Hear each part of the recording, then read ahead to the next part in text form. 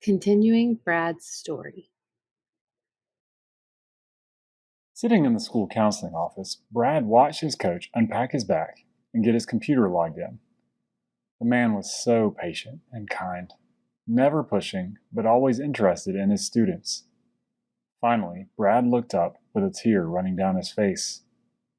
"I need help." "Tell me what happened, son," the coach responded with gentleness. Brad shared it all: the drinking, the neighbors, the arguing, the fighting, and his mom leaving. It had been weeks of chaos and confusion. He wanted to go live with his grandma, but every time he called, he couldn't reach her. "You are safe here.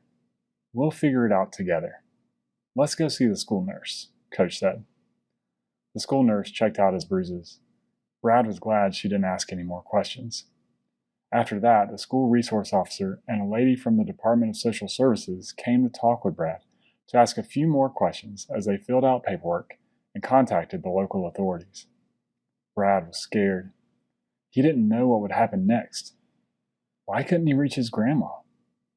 He spent most of the school day sitting in the office. He didn't want to go to class, not even PE. He just wanted to stay with Coach and wait to see if Grandma would come get him. They were kind and compassionate in the office, gathering some schoolwork for him and letting him work at his own pace. Brad was relieved that they didn't ask more questions. When it was almost time for afternoon announcements, a new lady introduced herself. "Hi, Brad. I'm Miss Jessica. I'm your caseworker for DSS. For now, you're going to go back with me to DSS." "No, I'm not going with you. I'm waiting for my grandma. I can stay with her," Brad said defiantly. Jessica replied, "Unfortunately, that will not be possible, Brad. We're still working on a long-term placement for you, but I have an overnight placement that we can go to in a little while.